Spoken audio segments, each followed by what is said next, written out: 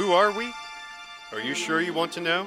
We're your friendly neighborhood podcast hosts, Sean and Peter, and welcome to So Much to Tell, a Raimi Spider-Man podcast. This episode is all about the capitalistic king of crime, the murderous magnate, the Oscorp Oracle himself, the Green Goblin. So sit on down and let's swig that serum as we dive deep into the devious mind of Master of Disaster Norman Osborn and that grotesque gremlin, the Green Goblin.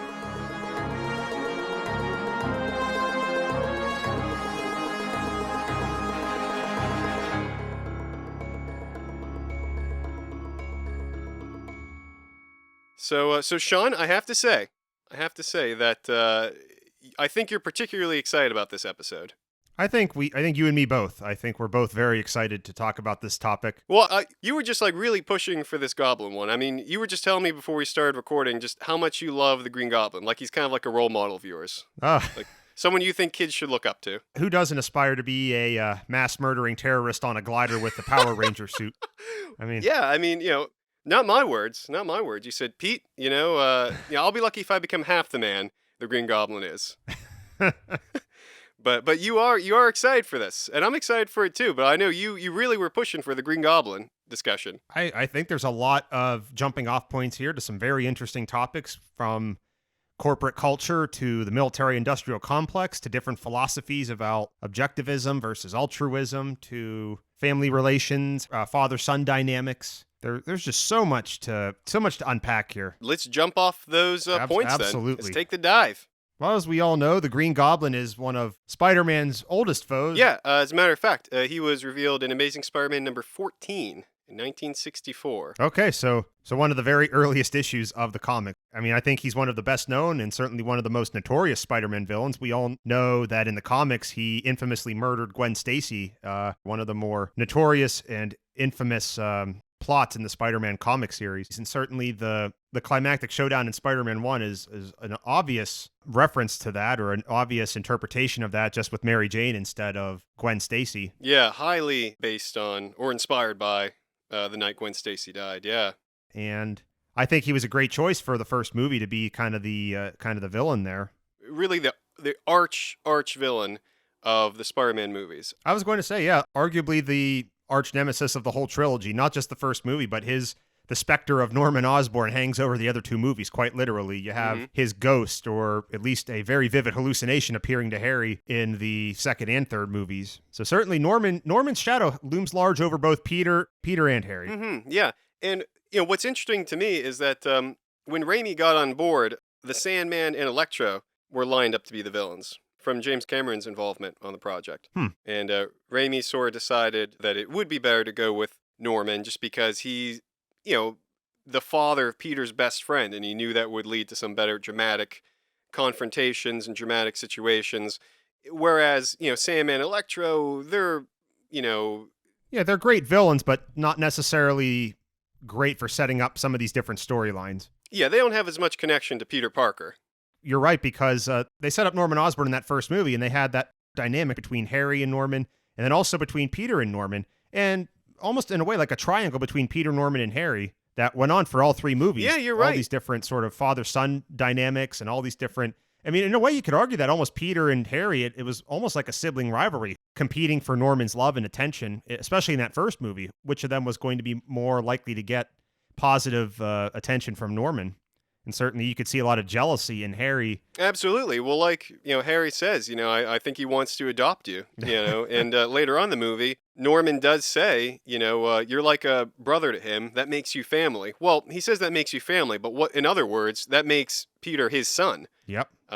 So yeah, he absolutely wants Peter as his son more than anything else. There is definitely a rivalry. I was looking at an early draft of David Koepp's script, and there's a part in the beginning when, we're introduced to Harry and Norman when they're rolling up to the field trip.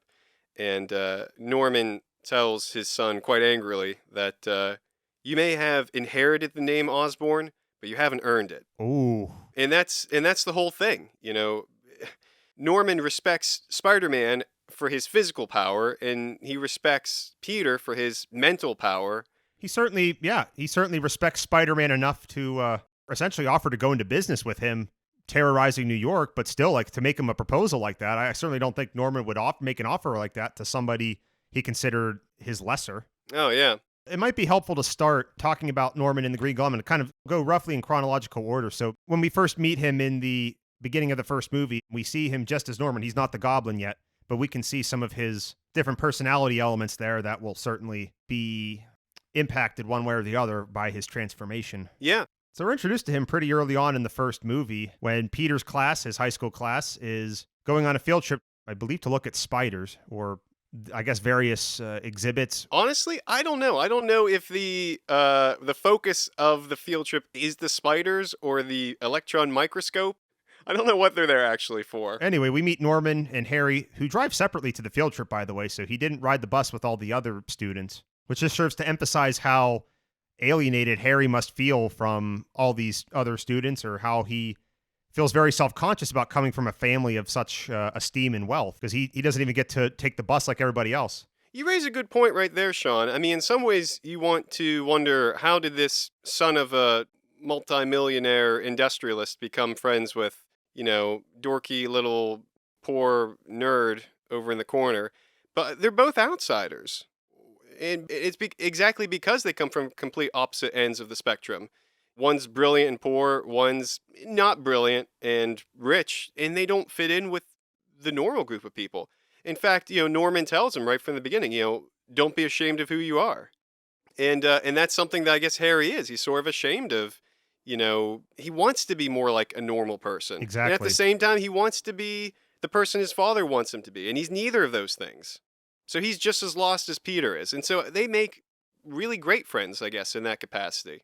I just wish we had gotten to see a little bit more of their friendship or how they met or something like that, because, I mean, it's kind of unclear how long Harry was going to Midtown High before that field trip, because it certainly sounds like he went to a number of different high schools. So I don't know how much time he was at that high school before we meet them on that field trip, but certainly it seems like he and Peter have a pretty solid friendship, certainly going back some substantial period of time. Yeah. Good point. I wonder how long they were together. Well, we learn in the third movie that Harry, quote unquote, protected Peter for a number of years from being bullied or hassled. And we even see that in the first movie, for what it's worth, because we see him stand up to those bullies that are picking on Peter at the spider exhibit, and he's trying to take the pictures. Yeah. And the bullies right there, they make fun of his father, fire your father. Yeah, exactly. They make fun of Harry right there for being rich and different from everybody else. Yeah. Normally, you think like that people that are rich, they aren't usually subjected to such harassment, but in that particular high school, certainly being wealthy does not seem to be a virtue. No, and like I said, it really does. I think the movie's very pithy. Like, it doesn't maybe dwell super deeply on a lot of things, but like everything that shows you, there's a lot of meat to it. And I think just the little bits we do get of Harry and Peter carry a lot of weight. And I do wish we would have gotten more, but like you definitely see why they get along so well, the two of them against the world. So all this does relate back to Norman Osborn in the sense that Harry's relationship with his father is certainly a big reason why he feels so different and like such an outsider at that high school, and a big reason why he gravitates to Peter, who also probably feels like a big outsider in a school like that. Yeah, and the two of them form, with Norman, some sort of like a pseudo love triangle, more of a respect triangle. Exactly. Significantly, we set up that really important detail, which I love, when Norman meets Peter. They introduce themselves, they have this great meeting of the minds for a moment. Norman is something of a scientist himself. He's published this paper on nanotechnology. Yes, the infamous quote. Right, and he's aware that Peter's smart, but like when he realizes just how smart, he's on his level. He understood his paper in nanotechnology enough to write a paper about it. He's really impressed. And that's when we sort of set up this whole, I think he wants to adopt you. Right there, he's really the first father figure we see for Peter in the movie.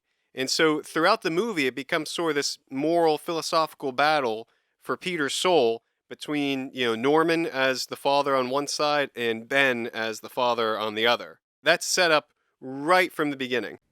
We already established that Uncle Ben is on the other side of this whole big business thing. He's on the receiving end, because one of his first lines is, corporations are downsizing their people and upsizing their profits. You know, that's one of the Huh. first thing he says. So, like, I think that's an intentional thematic Yeah. putting them on the opposite ends of this thing, because he's saying this is what corporations do. They chew up people and spit them out in the name of their bottom line. Yeah. Wow. And I'm just one of the people they do that to. So, like, there, even from the beginning, there's this whole war between them. Yeah. I certainly think, too, it's interesting that now that you mention it, I'll bet you Peter never really got a lot of intellectual not stimulation, but I feel like he didn't connect them intellectually with Uncle Ben so much as he did Norman in there. I mean, you can never picture Peter having a conversation with Uncle Ben about nanotechnology. And so I have to wonder if that's not that like there was a divide or a gap between Peter and Uncle Ben, but certainly I think Peter loved Uncle Ben and respected him as a father figure, but I don't see them having a lot of shared hobbies. Uncle Ben seems like a very I don't know. I mean, you see him wearing a Yankees hat, for example, and I don't, you don't see Peter, on the other hand, having a big interest in sports. Yeah, that's a great point. I mean, even specifically, you see that he's not particularly good with computers, Uncle Ben. Yeah. You know, like we do sort of set up, one's a science whiz and one not so much, a salt of the earth kind of guy. Now, Spider-Man 2 mentions that they do have a lot of, like, philosophical discussions about, morality, what's right and wrong, justice. We hear about that in the little dream sequence. True. So they certainly have that sort of, basis of connection. True. But that is true. a really good point, that there are some things that Ben just can't connect with Peter about, or Aunt May for that matter. But specifically, this movie is sort of, I think, a battle for Peter's soul between two competing father figures.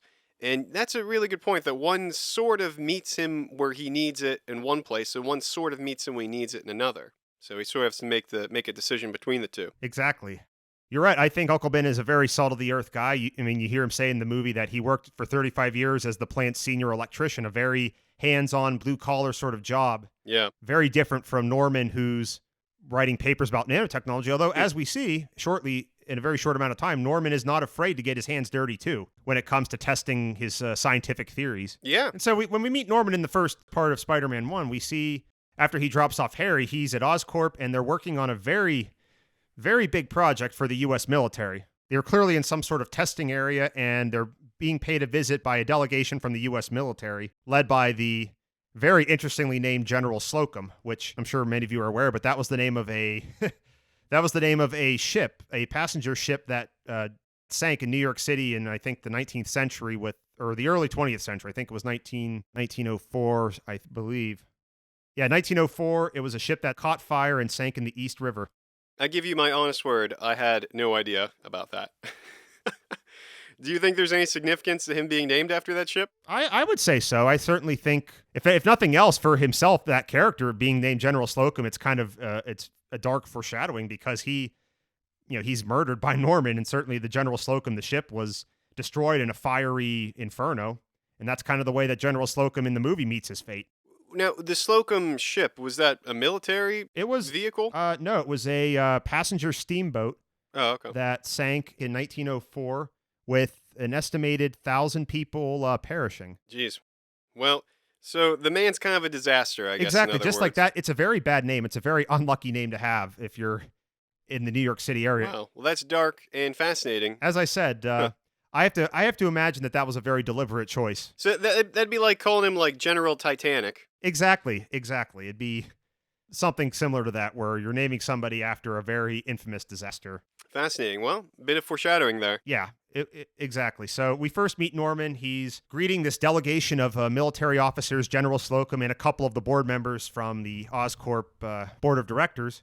And it's clear that Norman is under the gun here. He's trying to fulfill the obligations of his contract with the military before time runs out in 2 weeks. 2 weeks. Or else they're going to lose the contract to Quest Aerospace. And you can see that Norman is more than willing to overlook the fact that his top scientist is not comfortable with proceeding to human testing. He's more than willing to sort of obscure that or downplay that fact to General Slocum. And it's not quite lying, but it's certainly sort of distorting the truth, I would say, when he has that conversation. And I sort of see this as setting up one of Norman's traits, which is, the antithesis of Peter. Peter is all great power, great responsibility. Norman is great power, no responsibility, at least no accountability. He's okay. There was an aberration. Yeah, some rats turned insane. What are you gonna do? Don't bother with it. It's fine. Let's do it. Yeah, You it was know? like, oh, it was only one. It was only one example. The rest, like the 13 out of 14, went fine. So let's continue. What's the holdup? So that's probably the first time you see his willingness not to take responsibility for things or accountability and just focus on the success, the power, that would come with it. And so we get another famous quote from Norman in this scene where General Slocum then turns to Dr. Strom, the head scientist, and asks his opinion. And Dr. Strom says that they have to take the whole line, quote, back to formula. General Slocum is none too pleased at this news, and Norman is incredulous, turns to Dr. Strom, and then repeats, back to formula? Seething with anger, seething with almost like a betrayal that, like, how dare you contradict me in front of our client here? How dare you undermine this corporation? And as we all know, betrayal must not be countenanced. Exactly. That whole scene is important in that it sets up kind of what drives Norman to test the Goblin serum, that human enhancement serum. Mm-hmm. And General Slocum, it would appear, by the way, is relatively new as the liaison to Oscorp on this particular project. He explicitly says that he doesn't really care for Norman and that it was his predecessor who was a much bigger fan of Oscorp. And General Slocum already is very inclined to discontinue this project and move on to whatever Quest is offering. Nothing would make him happier than to put Norman out of business. Nothing. I don't know why. Well, I mean, it certainly seems like Norman is. I don't know why, but that's high on his to-do list. I would have to argue almost that it seems like the General and Norman are almost too similar, and that's why they don't get along very well. Interesting point. They're not at all shy about undercutting other people. They're looking out for themselves or their entities, which you would expect of somebody in a leadership role like that. But nevertheless, I mean, I think they're just too similar to get along. Very interesting. And so anyway, that's what drives Norman to test the Goblin serum, that he's up against the wall here, in that if he doesn't try it, his company's project is over, and their company's going to lose all that business. And it seems like Oscorp itself relies, if not entirely, then certainly to an overwhelming degree, on military contracts. And I think that's an interesting side note there, that certainly look at the damage that the Goblin wrought. All of that was initiated. All of that had its genesis as a military development project. I mean, they were developing these serums to make people stronger, like unnaturally strong, and this unbelievably devastating technology as a project for the U.S. military. So you can imagine what the result would be if stuff like that were employed in warfare. Yeah. I mean, these are weapons of mass destruction we're talking about here, really. And I think it's interesting, too, that Norman is all about power. He wants power, and so he creates more powerful weapons for, the branch of society that is all about power. But in as far as, Norman reflects an antithesis of responsibility, a complete lack of responsibility, I think it's interesting that, when Norman goes to practice on himself, he says, this is one of the dangers of lab science. You got get a little messy sometimes. You could read that in some part as being a little bit responsible almost, except Mendel Strom is there to remind us this is not the way it's supposed to happen. This is not proper procedure at all. No, you're absolutely right, and that I love that whole scene. I mean, I always felt bad. I feel so bad for Dr. Strom when he's murdered like that. Poor Mendel. But certainly, you're right. He's pointing out the whole time that this is not how we should be doing it. We have to have the proper medical team. We have to have the proper support staff to back this up. This is so dangerous. Do you realize what, if you test this on yourself and it goes wrong, what could happen to you? We need to stop and slow down here. And Norman saying no, if we don't do this now, this company is going under, and I will not let that happen. I built this company myself. I will be damned if it goes under because we didn't test this in time. Right. And I'm going to do it myself. And sometimes as a scientist, you have to perform these experiments on yourself. So it's daring. And it's courageous. It is. But ultimately, it's irresponsible. And that's more of him being irresponsible. He doesn't want to wait 2 weeks. He doesn't want to have to worry about the insanity. He doesn't want to get things together with a proper staff. So that's another moment of him not taking responsibility for his actions, not doing things the right way. But now, just as Norman tested on himself, it's time for us to test ourselves as well in a little game called Brilliant or Lazy.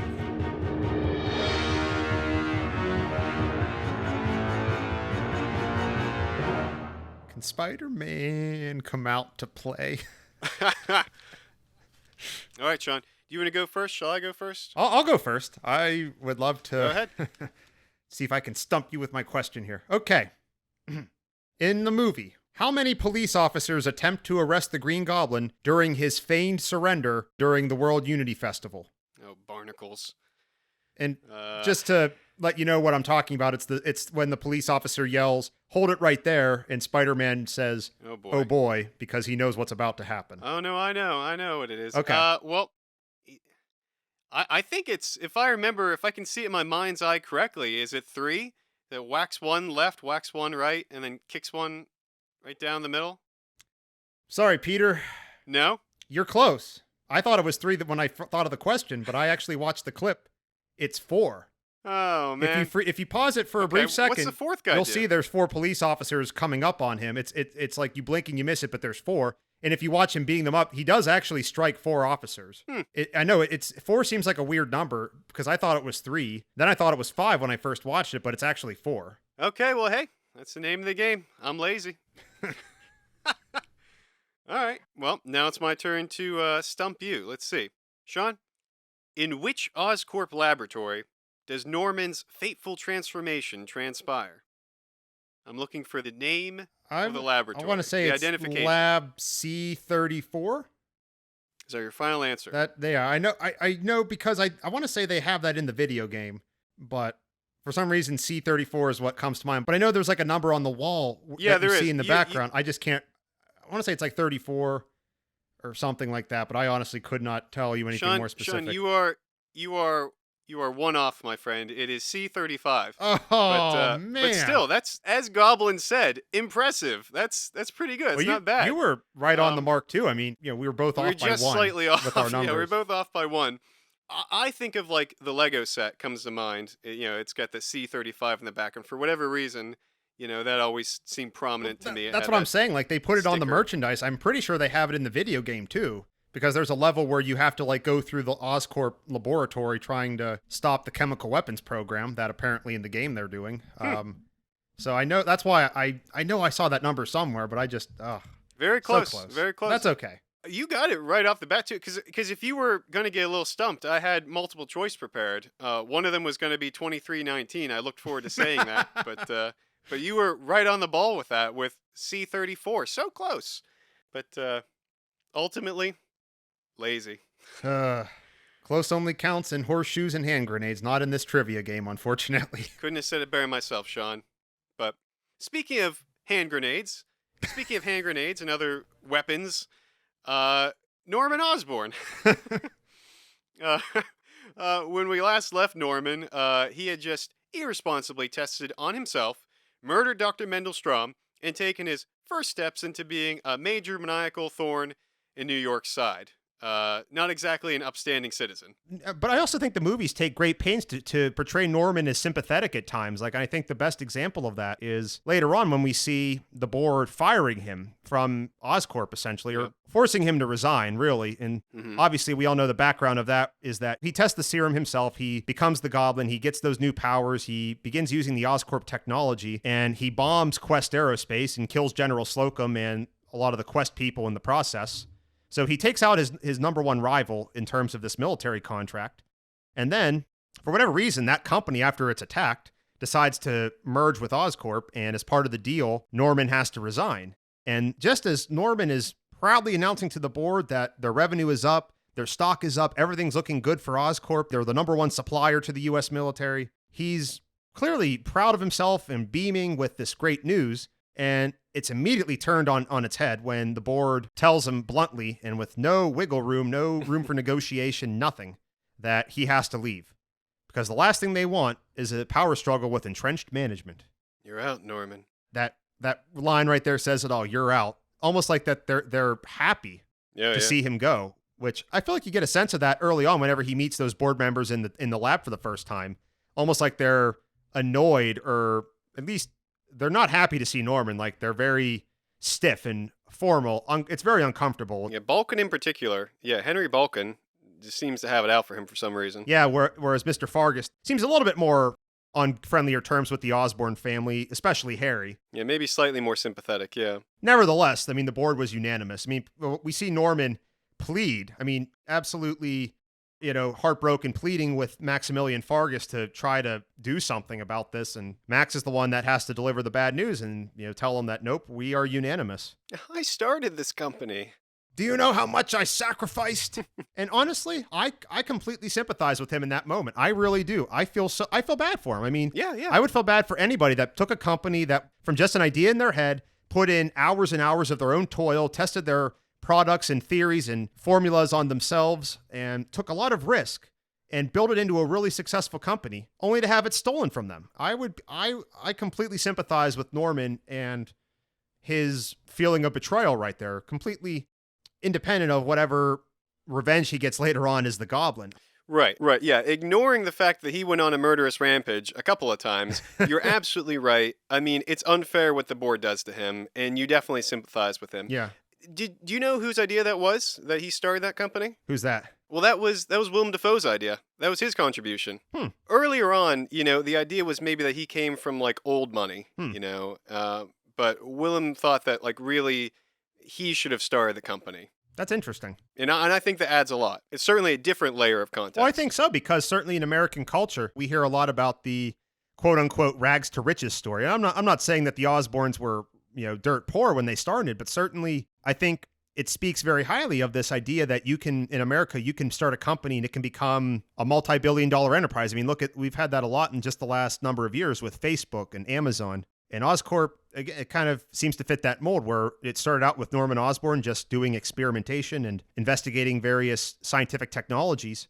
And then it grew into this hugely influential and profitable military contractor. I mean, and certainly we all know that the military contractors are very powerful, very influential companies. Mm-hmm. So, I think that scene really humanizes Norman. I mean, who wouldn't feel betrayed in a situation like that? And who wouldn't want to do something about it? And again, I'm not condoning what Norman did at the Unity Day Festival or any other time, but certainly I think, again, it kind of takes pains that he's not, at least at the outset, he's not just killing for killing's sake. It's because of some sort of slight or some sort of wrong that has been done to him. It doesn't become sadistic and senseless until later on, but certainly at the outset there, it's almost like they want you to, I don't want to say they want you to cheer for when he bombs the board members at the festival there, but again, I don't think the movie tries to portray them all that sympathetically either. I don't think they want you to feel all that bad that the board members were murdered. There is a sense that they had it coming, yeah. Exactly. There was a sense of like karma there. Yeah.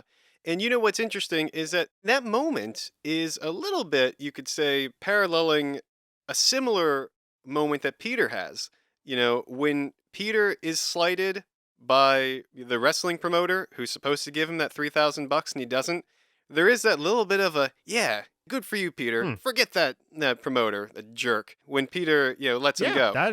That's a very interesting point. I never thought about that, but you're right. And there's something similar with Norman, when you're like, yeah, forget these guys. Norman, of course, is a much darker reflection of that, because instead of just letting a thief go, he actively murders a bunch of people. But I'm sure there's a little bit to it that, like, this could be the path that Peter's choice would lead to if he would let it. Mm-hmm. If Peter chose to be selfish and only focus on himself and his own self-interests and not to have that responsibility, this would be what he would become. And it sort of resonates with that choice Goblin makes that sends him down his path. Again, with his lack of responsibility or accountability. These guys are in my way? Well, fine, I'll just kill them. Blame it on the Goblin. Yeah, I mean, it's almost cathartic in a way, like when you compare it to that scene with Peter, because certainly, again, you don't feel all that bad for the fight promoter. No. For being robbed after he was such a jerk to Peter. And then, likewise, you don't really feel that bad for the board members after they completely screwed Norman over, with control of the company there, after they betrayed him, all in the pursuit of greed. Yeah. At the same time, though, I mean, that's the name of the game. That's capitalism for you. That's big business. That's the dog-eat-dog world that Norman's in. Well, I was going to say, in a way, though, it's like Norman's undoing with Oscorp is his own philosophy of like, well, you do what you have to do to get to the top. You're absolutely and right. Certainly the board members, they employed that philosophy by saying, well, Norman's keeping us back. Let's get rid of him. We can make more money if with Quest if we get rid of Norman, so we'll do that. And we don't care about these notions of fairness or justice. They got rid of him in a sense, and he got rid of them all right. Yeah. Yeah. And Norman just takes it to a much more primal state of quote unquote getting rid of them. Yeah. I mean, yeah, they were both just employing that philosophy using different means. But certainly, I mean, it's two sides of the same coin. But Live by capitalism, die by capitalism. yep, yep. Well, Unity bombing too is one of the places where like Norman / the Goblin realizes just how powerful Spider-Man is. I mean, when That's true. That's true. there's the kind of hilarious moment when he grabs Peter's fist and says, "Impressive," even if it's mostly for naught. Well, the interesting thing about that statement when he says impressive when he's fighting Peter is it's a callback to that very first scene where he meets Peter at the university and tells him that it's impressive that he was able to read and understand his paper on nanotechnology. Yeah. I think that's another deliberate callback. He's saying it just in a very different context. Yeah, Norman appreciates what Peter is because of his intelligence, and his attitude of being able to accomplish a lot on his own. And the Goblin side of him appreciates Peter for that raw power. Either one has things that they find that they appreciate, because they are quote unquote power in a sense, knowledge is power. And that's a really neat way that they verbally connect those two ideas. Well, you know what? Now that you mention it, I think you're right. I think the Unity Day Festival is the first time that he's actually aware that Spider-Man he's not just a vigilante that is making a name for himself in the newspapers. He's actually a pretty powerful, genetically enhanced being that has superpowers and attributes that the normal person in the police department, are not even close to possessing. Yeah. So I think he's almost like kind of rudely awakened into that, like he actually has a formidable opponent here. Yeah. And that's why I think instead of fighting him, he decides that, you know what, maybe it'd be better if we could go into business together or we could partner up and see what our powers could do. He also has his first really creepy moment with MJ, and we'll get back to that later. Hello, my dear. Oh, yes. I can't even do it as well as he does. He does it fantastically. I mean, he might as well, like, turn into a Tex Avery wolf and have his tongue roll out. Well, Willem Dafoe's delivery is always very hammy like that. He's always playing up these lines. He's always saying them with a lot of bombast, with a lot of energy, a lot of almost over-the-top sort of enthusiasm. Hello, my dear. Yeah, top notch. I mean, and it works. It works perfectly. It works perfectly. Really well. And I know a lot of people talk about the costume in that movie, and a lot of people that criticize these movies talk about the so-called Power Ranger costume that they had Norman wear. That, the Green Goblin costume looks very cartoony, it looks very childish, it looks very... He's wearing that dumb Power Rangers mask, but he's scarier without it on.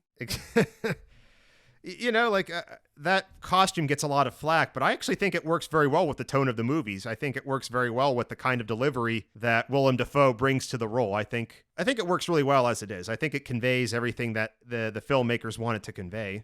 I mean, I know they went through a lot of effort, a lot of iterations to try to make a suit that made sense, that was scary, that represented who Norman was, who the Goblin was.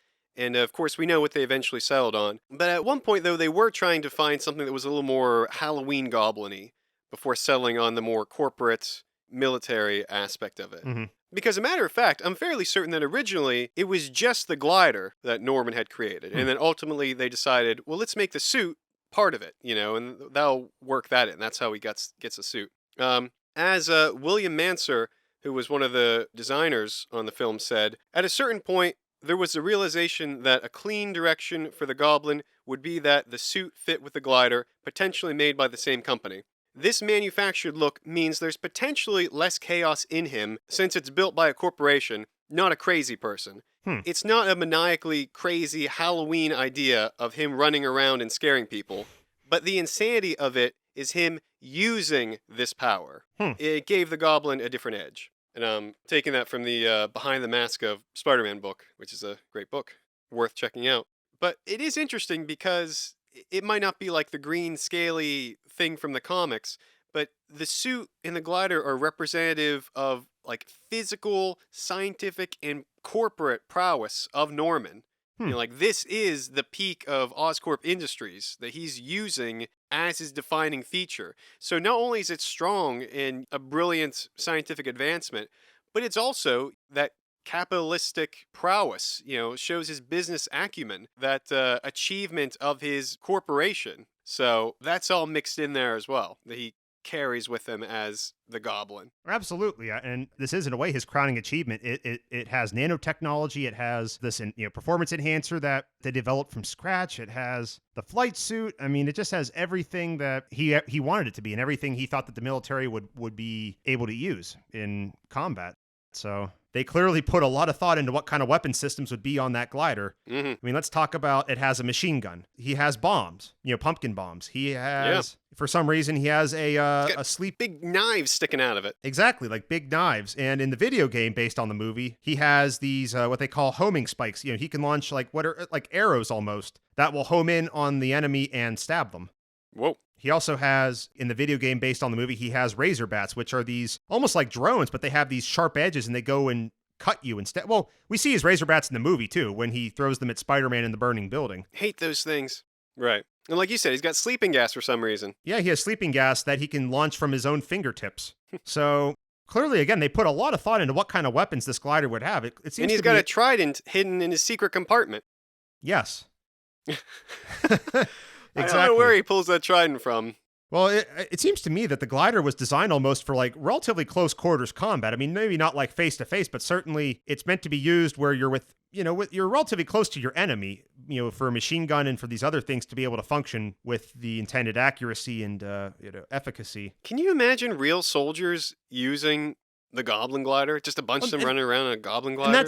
And I feel like I keep harping on that, but ultimately that's what I find interesting, that this technology was not developed in a vacuum. It was developed, again, for use by the U.S. military, and that's what I'm trying to get my head around. Can I imagine the U.S. Air Force or the U.S. Army using that kind of technology in battle? Would that actually be effective against enemy soldiers? I don't know.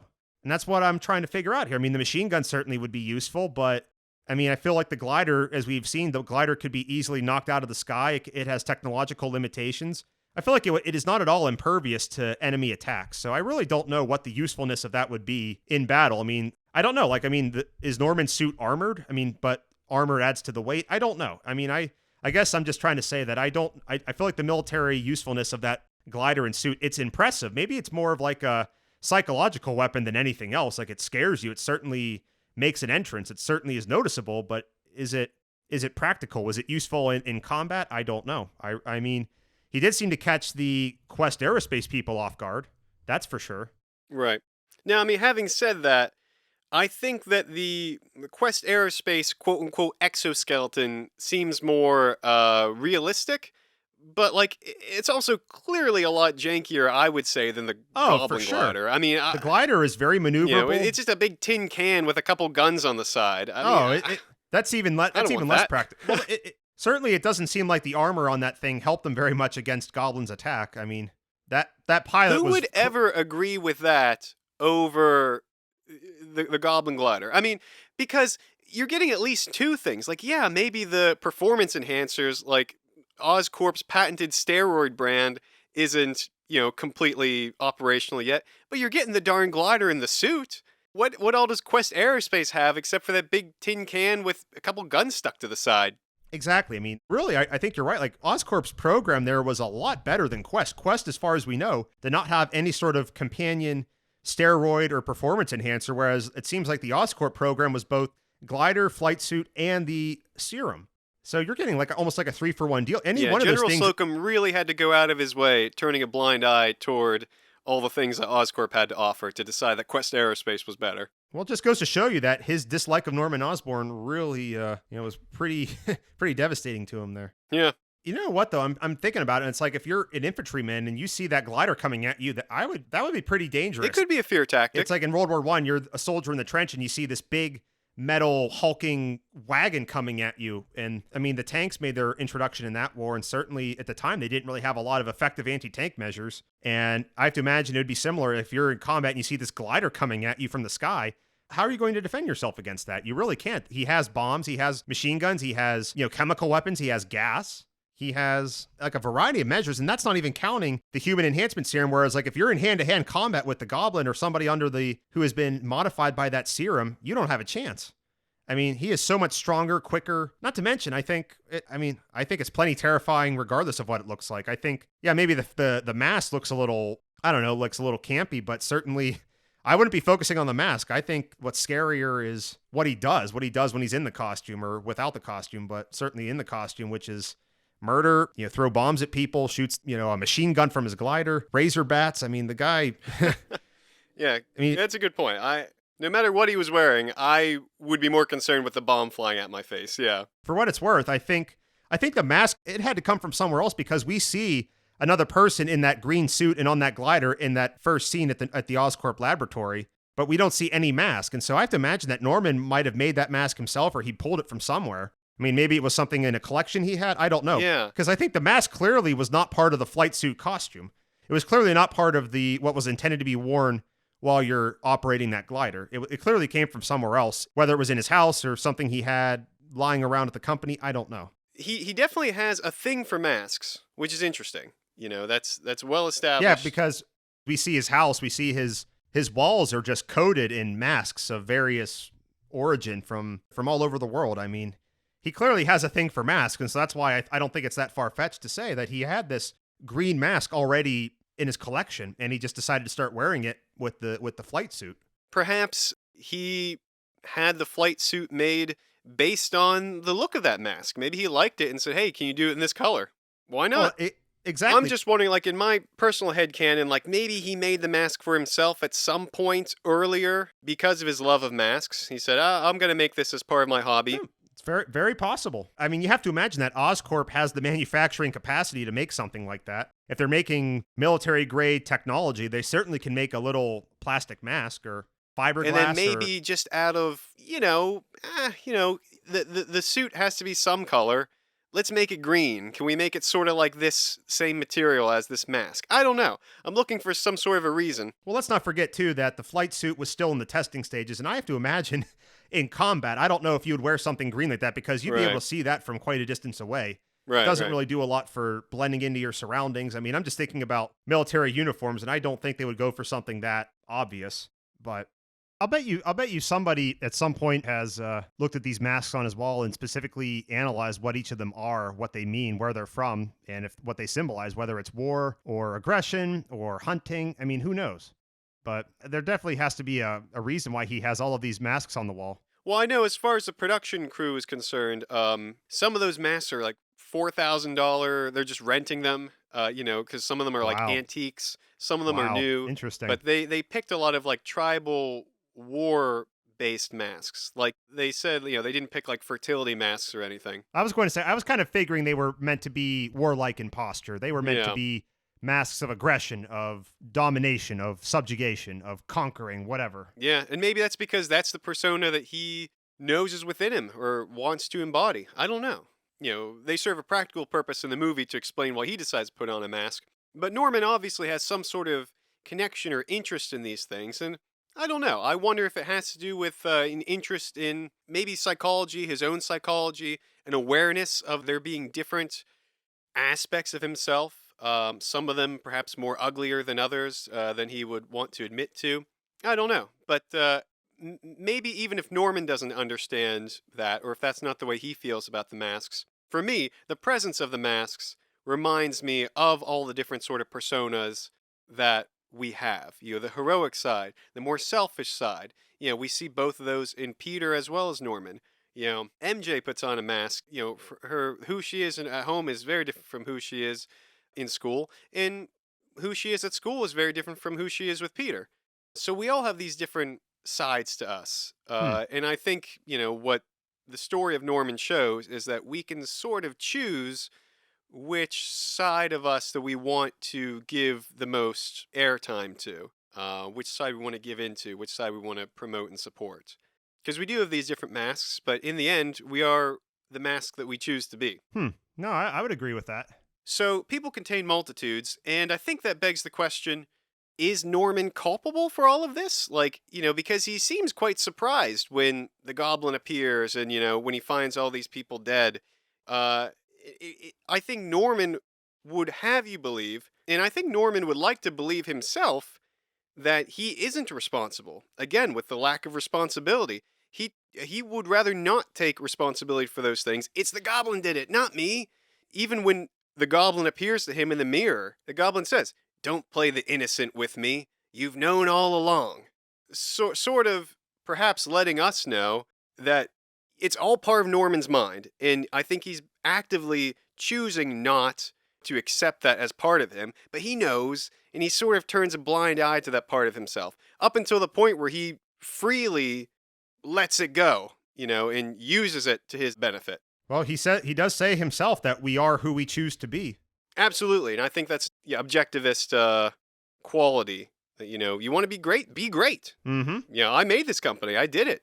This is who I am. And you're right. He chooses ultimately to be the Goblin. Norman chose his path. Peter chose the way of the hero. And To then each even their in own. that same scene, to each their own. Exactly. Yeah. I could never see Norman having like a come to Jesus moment, related to his role in the military industrial complex. No, I mean, for one thing, I think Norman literally represents the devil. I think there's a lot of religious overtones to this, Yes, and yes. so very unlikely he could have a come to Jesus moment. And then, not the least of which too is that objectivist philosophy he has. He wouldn't. He believes he's right. He believes he's the only thing that matters. There is no quote unquote Jesus in any metaphorical sense or otherwise to come to. It's all about him. It's all about acquiring as much power as possible. All the other teeming masses just serve to lift him up because he's exceptional and he deserves it. He's earned it. Yeah. So you're absolutely right. From his very core, there's no turning away from this. And then that's what's interesting about the Goblin is that the Goblin, I think, is always a part of him. It's always a part of that driving businessman spirit he has. But society and social expectations and pressures keep Norman from acting on that really base, purest level of it. Mm-hmm. And as the Goblin says, that's what I'm here for. I'm here to do what you can't, to say what you can't, to remove others in your way. Mm-hmm. But I think he's always a part of him. And then that Goblin formula just releases it, and then Norman allows him to be released. Absolutely. I think with every enhanced individual, really, whatever powers they get, they always seem to enhance stuff that was already inside of them, whether it's for good or for bad. I mean, certainly this, we see that in the Spider-Man trilogy and a lot of other superhero movies that I think the person underneath the powers or underneath the suit is fundamentally who they are, but whatever their enhancements are, they also enhance the personality of the individual or their sense of morality or their view of the world, whatever it happens to be. Sure. And, I have to wonder if we can read into this some sort of connection with the color green to Norman. The Green Goblin, his house is green, the mask is green, the lab is green. There's an undercurrent of green to everything. And yeah, you could say just the costume design, the set design. But I have to wonder if you could also sort of read that as a latent manifestation of this goblin personality within him. Like whatever makes him the Green Goblin, like we said, you could argue it's always there. And part of the hint or suggestion of that's the driving force behind everything, even if he doesn't let it come out in its full primal form, is like these hints of green in his castle in the sky, his apartment, in the lab, in the colors of Oscorp, in the suit, in the mask, if we connect the color of green to the Green Goblin and we see how much of it is already there in his company, I think it's another suggestion that persona was always somewhere inside him. He just didn't let it out of, respectability of the social norms.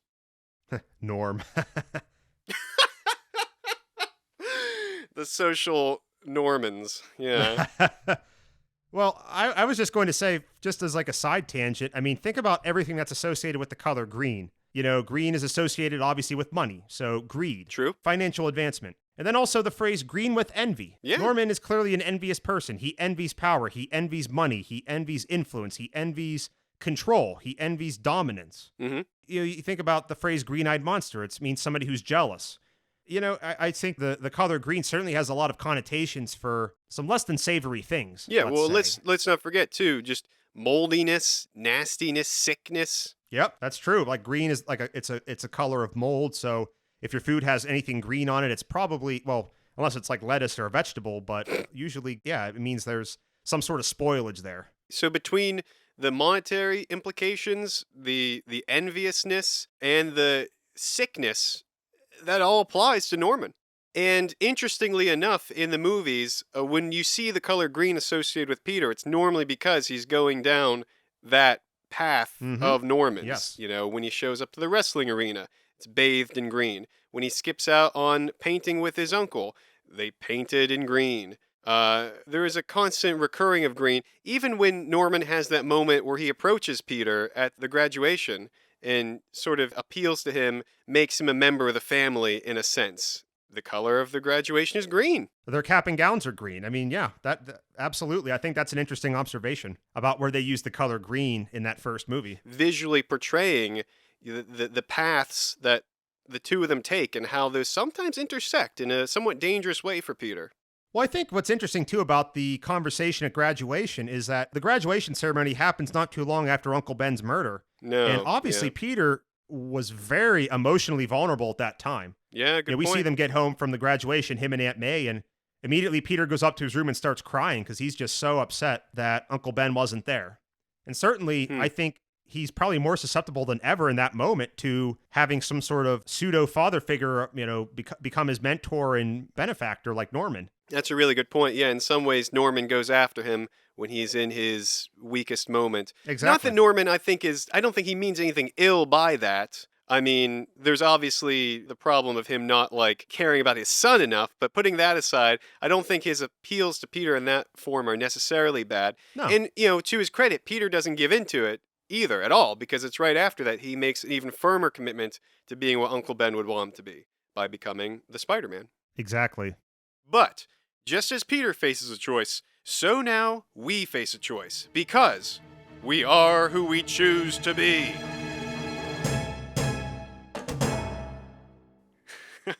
That's a great name for this segment, by the way. I love that. It is. That's perfect. It is great.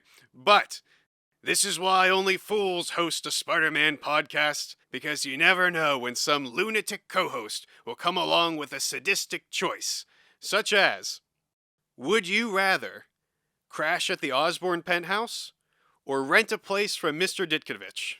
Ooh. Make your choice, Sean, and see how a podcaster is rewarded. I mean, the Osborn house is pretty dope. I mean, they live in a very luxurious... It is pretty dope, but it's also got Osborns living in it.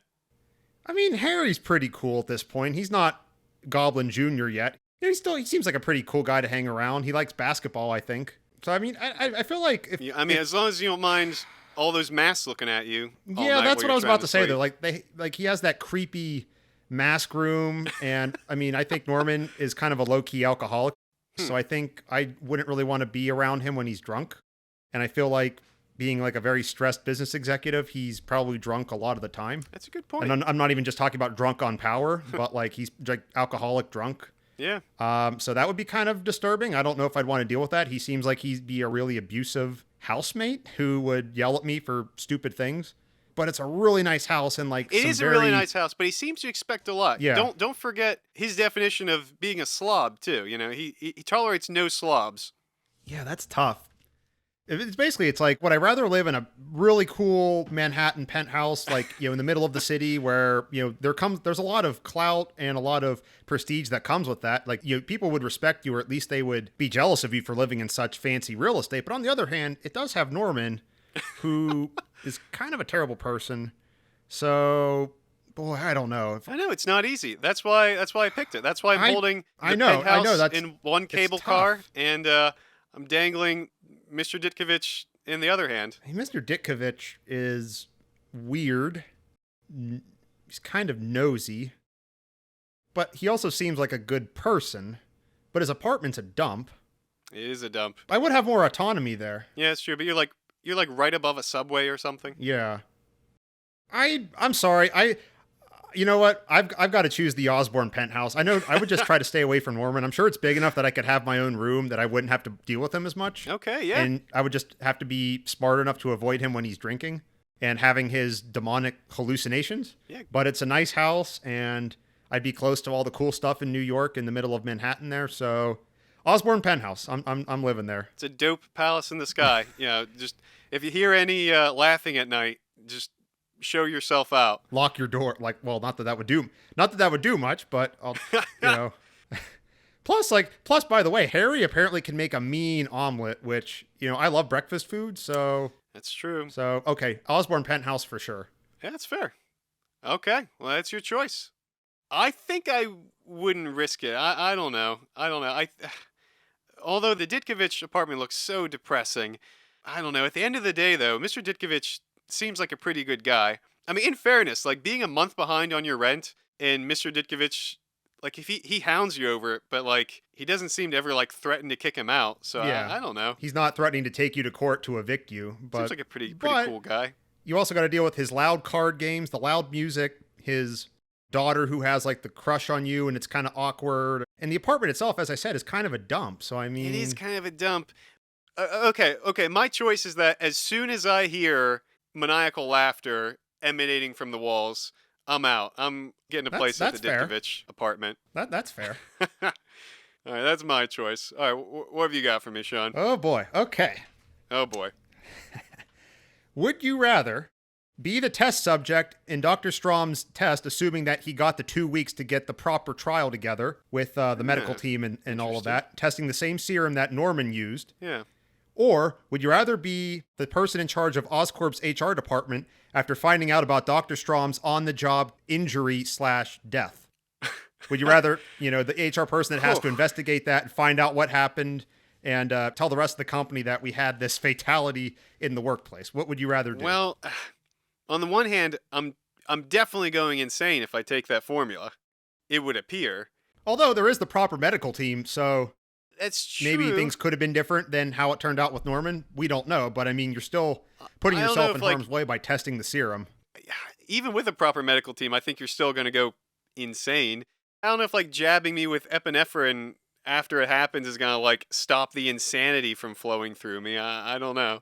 Assuming that's what happens. I mean, I know we talked about maybe it's just enhancing what Norman already has within him. That's what I mean. It's a risk because you might get all the good sides of it, but none of the bad that Norman had, or it could alter you in a very bad way as well. Yeah, but like I would probably also go insane as the HR guy.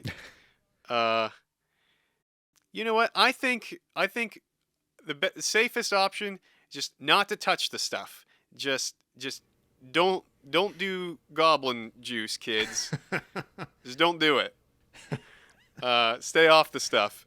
I'm not gonna risk getting bug eyes and a slight case of insanity.